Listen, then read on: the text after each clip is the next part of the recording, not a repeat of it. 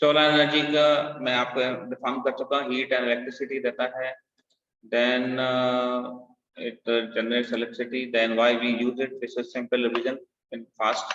मैं आपको थोड़ा रिवाइज करवा देता हूँ कि why we use solar energy. अब उसमें कलेक्टर्स कितने टाइप के होते हैं एनर्जी को कलेक्ट करने के लिए? फ्लैट प्लेट कलेक्टर होता है, कंसंट्रेटेड कलेक्टर होता है, बता चुका हूँ। कंसंट्रेशन मींस एक जगह फोकस करते हैं, फ्लैट प्लेट मींस जितने एरिया में, एक फिक्स एरिया में रेडिएशन आता है उसको कलेक्ट करना, उसको हीट अप करना और अंदर से ब्लैक कर देते हैं। कलेक्टर जो भी रहता है अंदर से ब्लैक होता है सोलर का, आपने देखा होगा ज्यादातर जहाँ पे भी सोलर है ब्लैक होता है, because it absorbs radiations. Black body absorbs radiations, एक कॉमन फंडामेंटल है। It works on the principle of green house effect. Green house effect क्या होता है कि रेडिएशंस आ तो सकते हैं, जा नहीं सकते, उसको ट्रैप कर लेते हैं अपन।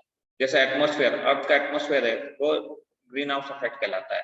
अर्थ के एटमॉस्फेयर सूरज के रेडिएशंस आते हैं, टकराते हैं, कुछ रिफ्लेक्ट रहते हैं, कुछ एब्जॉर्ब हो जाते हैं। जो आधे से ज्यादा जो एब्जॉर्ब होते हैं उनको अपन अपने अपनी अर्थ इसलिए गर्म हो जाती है सूरज की रोशनी से, ठीक है। Then these have low temperature में क्या होता है, flat plate collectors low temperature वाले आते हैं, जैसे सोलर कुकर हो गया आपका, this is low flat plate collector में आता है।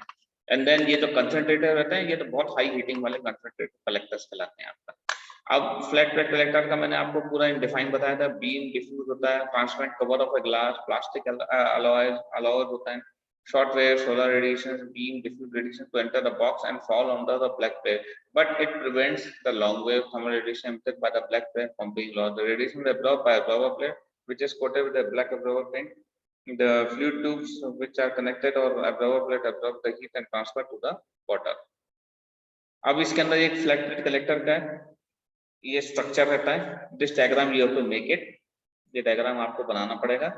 इंसिडेंट सोलर रेडिएशन होता है, आउटर ग्लास कवर होता है, इनर ग्लास कवर होता है, इंसुलेशन होता है, फ्लूइड फ्लो ट्यूब होता है, एब्जॉर्बर प्लेट होता है, and this is flat plate collector. देखो एक नीचे उन्होंने इंसुलेशन लगा दिया, इंसुलेशन मींस थर्माकोल या जो है हीट को पास ना करने दे, और इंसुलेशन के ऊपर यहाँ पे पाइप लगे हुए हैं, इधर साइड में भी देख सकते हो आप कि सूरज के रेडिएशन आए इस पाइप पे पड़े, और यहाँ पे ग्लास है, ये बहुत ज्यादा गर्म है, तो इतना एरिया जब गर्म होता है तो बहुत हाई हीट निकलती है और उसको गर्म पानी मिलेगा।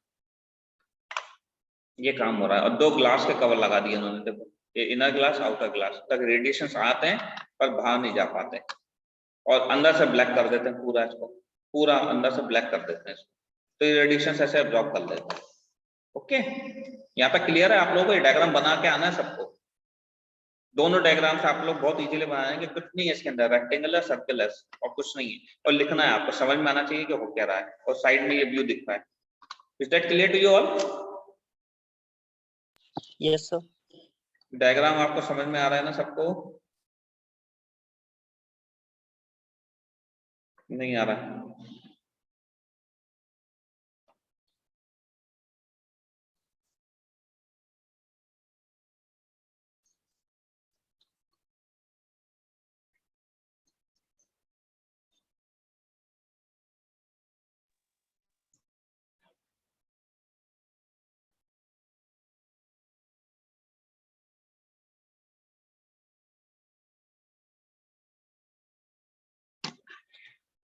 Now we will go heating living spaces.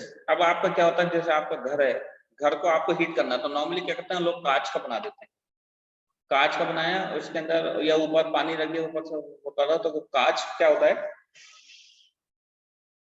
एक कलेक्टर की तरह रेडिएशन को, हाँ जी, हीट को ट्रांसफर करता है ना कांच? हीट को ट्रांसफर नहीं करता, रेडिएशन को आने देता है पर जाने नहीं देता। हाँ।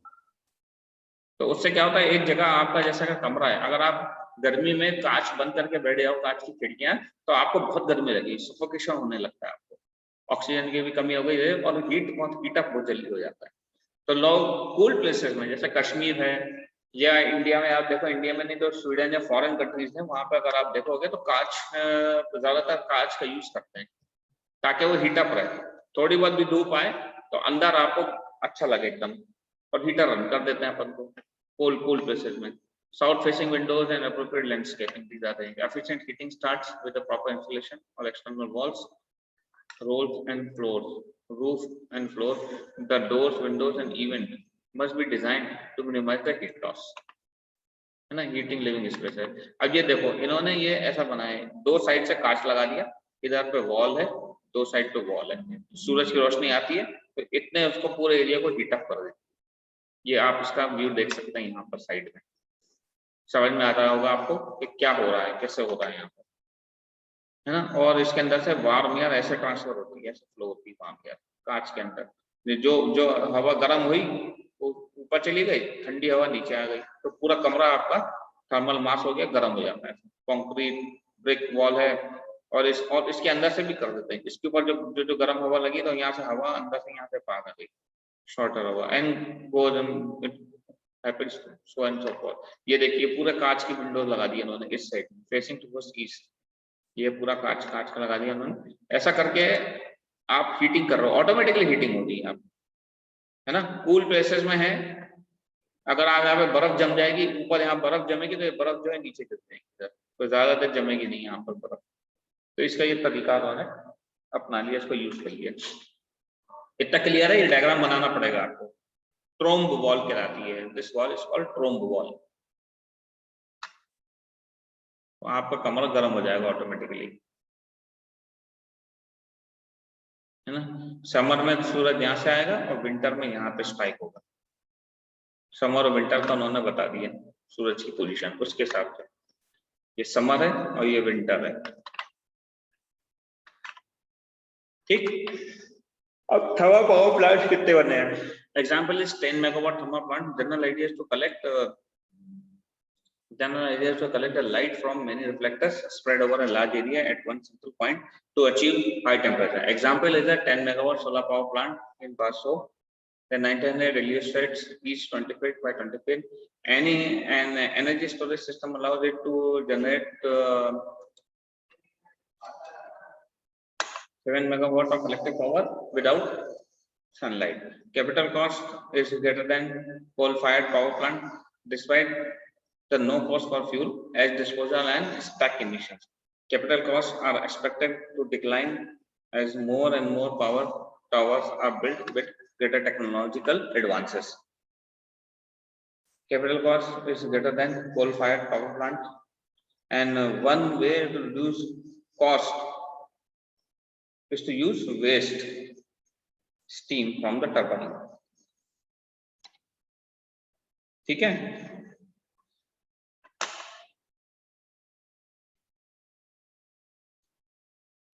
हीलियोस्टैट्स यूज करते हैं। हीलियोस्टैट्स क्या होता है कि 20-20 फीट के ऊपर दूरी पर अपन ऐसा एक मिरर्स लगा देते हैं, वो एक पर्टिकुलर जगह फोकस करते हैं। आगे वाले में इसमें आपको दिखाऊंगा, तो वो जहां फोकस करते हैं वहां पे बहुत हाई टेम्परेचर आता है, सुपर हीटेड स्टीम जनरेट हो जाती है। That is called heliostats. I will let you know this definition what actually it means. इसको आप याद कर लीजिए, लिख लीजिए इसको, आपके हीलियोस्टैट का क्या मतलब होता है।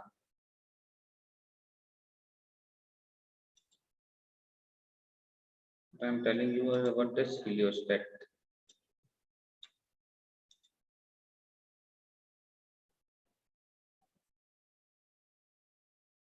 Where it is? Yes, this 900 heliostats, each 20 feet, 20 feet. I will let you know this. What do you mean by this? Next slide.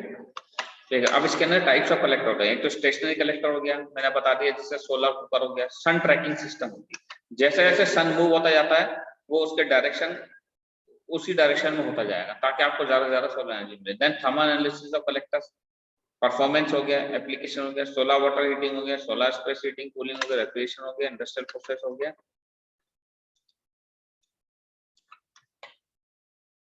है ना। इंडस्ट्रियल प्रोसेस हो गया, डिसैलिनेशन हो गया, and solar thermal power system हो गया आपका। तो इतने टाइप की चीजें होती हैं, water heating, solar space heating, cooling, refrigeration, industrial process heat, desalination and solar thermal power system. These are the things which has been, ये आपको याद रखना पड़ेगा कि क्या क्या चीजों को अपन कहाँ यूज करते हैं, where we are using so many things, है ना। इनके अंदर सन ट्रैकिंग होगी, थर्मल एनालिसिस हो गया, परफॉर्मेंस हो गया, एप्लीकेशन हो गया, वाटर हीटिंग हो गई, स्पेस हीटिंग हो गई, इंडस्ट्रियल प्रोसेस हो गई, डिसैलिनेशन हो गया, एंड थर्मल पावर स्टेशन की जगह एप्लीकेशंस होती है आपका। एक तो पानी गर्म कर लेते हैं अपन, बहुत कॉमन चीज है, बिल्डिंगों में, होटलों के ऊपर देखोगे पानी गर्म करने के लिए सोलर यूज करना है। सोलर स्पेस हीटिंग, जगह को कूल करना है। रेफ्रिजरेशन, सोलर रेफ्रिजरेशन की सिस्टम यूज कर रहे हैं आजकल अपन।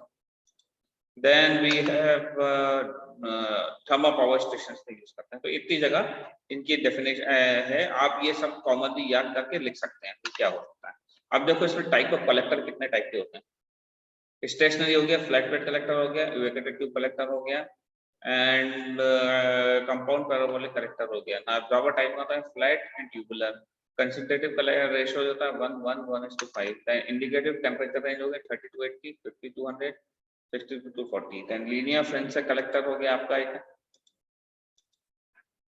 सिंगल एक्सिस हो गया, लीनियर फ्रेंसल का रिफ्लेक्टर हो गया, पैराबोलिक ट्रफ कलेक्टर हो गया, सिलिंड्रिकल ट्रफ कलेक्टर हो गया। तो ये सिंगल एक्सिस पे होता है। ट्रफ मींस एक पर्टिकुलर डायरेक्शन, लीनियर फ्रेंसल मींस एक स्ट्रेट लाइन के अंदर आपने उसको इकट्ठा करने के लिए। ट्यूबुलर टाइप का एब्जॉर्बर यूज करते हैं। ट्यूब होता है, ट्यूब देखा होगा आपने, सन रेज एक जगह से आ रही है, बाकी सब जगह फोकस एक जगह है। कंसंट्रेशन रेशियो कितना बढ़ गया, 10 से 40% कंसंट्रेशन रेशियो बढ़ा दिया। ये टेबल को आप स्क्रीनशॉट ले लीजिए आप लोग और उसको समझने की कोशिश करिए आप लोग।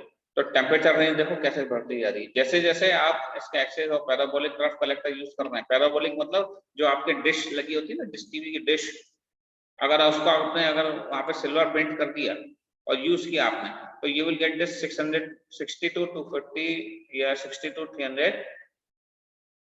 टेम्परेचर डिग्री सेंटीग्रेड के टेम्परेचर रेंज मिल जाएगी आपको। ओके। एंड हेलियोस्टिक फ्यूल कलेक्टर का 150 to 2000 डिग्री सेंटीग्रेड, इतना हाई टेम्परेचर हो जाता है। 2 एक्सिस ट्रैकिंग सिस्टम अगर आपने यूज की इसके अंदर, तो देखा this is a mode of transfer east to west. अगर सन मूव हो रहा है आपका तो ये ऑटोमेटिकली ऐसे मूव हो गया। ट्रैकिंग सिस्टम बनाया पोलर रेडियस ना, फुल ट्रैकिंग करना है तो ये ऐसे सन मूव हो रहा है आपका ईस्ट से वेस्ट, ये आप ऑटोमेटिकली ये ट्रैक होते जाता है। ये सन की पोजीशन है, ये देखो ये सन का मूवमेंट है आपका ईस्ट टू वेस्ट, ये सन का मूवमेंट है। और ये पोलर एक्सिस के हिसाब से अगर आपने एंगल लिख दिया ईस्ट और वेस्ट नॉर्थ और south depending on your location, उसके हिसाब से आपको ये देखना पड़ता है लोकेशन के हिसाब से कि कहाँ पर सबसे ज्यादा आप मैक्सिमम सोलर एनर्जी एक्सट्रैक्ट कर सकते हो, उस पर डिपेंड करता है। Full tracking east west polar, north south horizontal, east west horizontal and equinox, summer solstice and winter solstice, इनको अपन यूज करते हैं। Okay, that's all for today.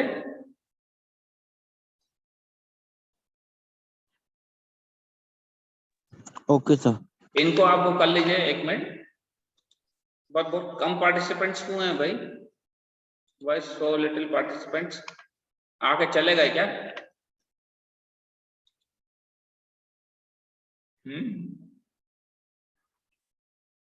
मुझे समझ में नहीं आता इतने कम पार्टिसिपेंट्स क्यों हो रहे हैं। आप लोग तो थर्ड सेम वाले हो यार।